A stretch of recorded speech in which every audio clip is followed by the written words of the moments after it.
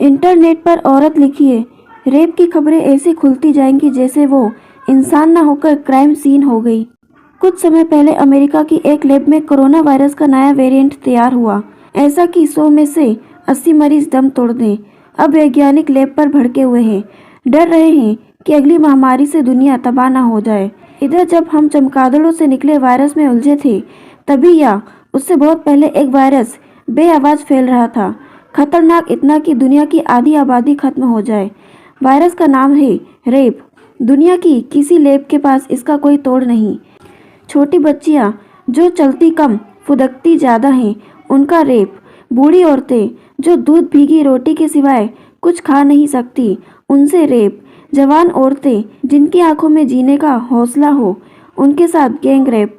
अपाहिज युवती जिसके बिखरे बाल आंखों को ढांपे हुए हो, उसका रेप। इंटरनेट पर हिंदी या अंग्रेजी में औरत लिखिए, धड़ाधड़ बलात्कार की खबरें खुलती चली जाएंगी जैसे औरत का शरीर ना हुआ, क्राइम सीन हो गया। इन सब के बीच हाल में एक खबर आई जिसमें बताया गया कि एक महिला ने अपने रेपिस्ट पति को संबंध बनाने के लिए उसे जेल से बाहर लाने की मांग की। कोर्ट ने दोषी को 15 दिन की पैरोल भी दे दी। मामला राजस्थान का है, जहां नाबालिग बच्ची से रेप के दोषी 2020 में जेल में गया था। उसकी पत्नी ने संतान को जन्म देने के मौलिक अधिकार की दुहाई देते हुए पति को कुछ दिनों के लिए छोड़ने की गुहार लगाई। लोकल कोर्ट से मामला हाई कोर्ट पहुंचा और पति को छूट मिल गई। अब वो बाहर आएगा और पत्नी खुशी खुशी उसके साथ संबंध बनाएगी। लेकिन क्या वाकई किसी बच्ची के रेपिस्ट को क्या कोई पत्नी अपना पति मान सकती है? क्या उसकी शक्ल देखते ही वो नफरत से मुंह नहीं मोड़ लेगी? जवाब है नहीं, वो ऐसा कुछ नहीं करेगी, बल्कि शायद पति के जेल से छूटकर आने के बाद पहले घर को सजाएगी भी। ये भी हो सकता है कि पार्लर जाकर अपने होठ रंगवाए। पति आएगा, 15 दिन साथ रहेगा, घर और पत्नी का सुख भोगेगा और जेल लौट जाएगा।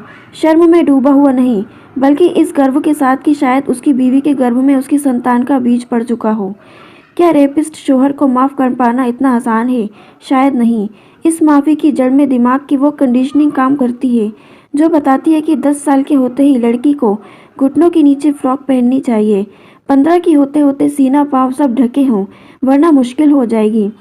जो बताती है कि पुरुष की शादी इसलिए हो जानी चाहिए क्योंकि बेचारा बाहर की रोटी खाता है। यह जो सिखाती है कि औरत चाहे कितनी भी काबिल हो, रोटियां थापने का काम उस पर ही सुहाता है।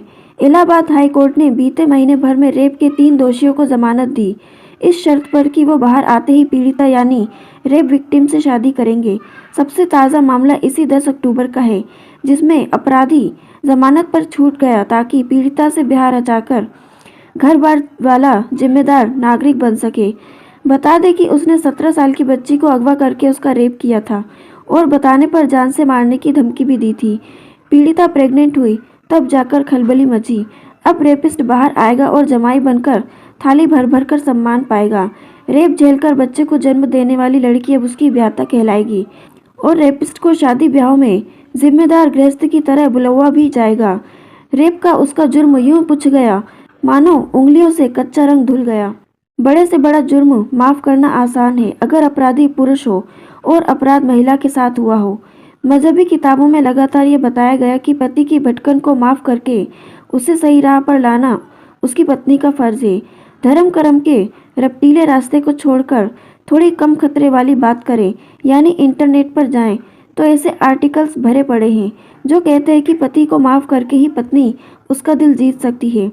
अपना घर बचा लो बहन, इसकी तर्ज पर ये लेख भारी भरकम अंग्रेजी में लिखे हैं और मन की शांति देने का दावा करते हैं। ये अलग बात है कि धोखेबाज पत्नी को माफ़ करने वाले शांतिदूत लेखक बहुत कम हैं। पुरुषों का मन खंगाले तो स्त्री का शरीर दरअसल वो ज़मीन है जिस पर बगैर रजिस्ट्री, बगैर लिखा पढ़ी ही किसी एक की मुहर लग सकती है।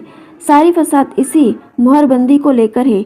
शादी हो गई तो सील लग गई, शादी न हो सकी तो कोई बात नहीं, रेप भी तो एक तरह की मुहर ही है।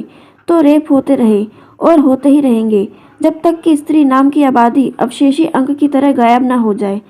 बदलाव आएगा जब कोर्ट में संतान पैदा करके ही दुहाई देते हुए पत्नी अपने रेपिस्ट पति को छोड़ने को ना कहे, बल्कि उसे धुतकार कर मन से भी निकाल दे। बदलाव आएगा जब अदालतें रेपिस्ट को चॉकलेट चोर जैसा मासूम मानने की बजाय उसे मौत की सज़ा दे। बदलाव आएगा जब पुरुष स्त्रियों को अपनी जायदाद समझना छोड़कर अपनी साथिन मान सके, वो साथिन जिसकी पहचान शरीर के कुछ हिस्सों से नहीं बल्कि साबुत में हो। दोस्तों, इस टॉपिक पर आप क्या कहना चाहते हैं? आप अपनी राय हमारे साथ कमेंट बॉक्स में ज़रूर शेयर कीजिए। Thank you.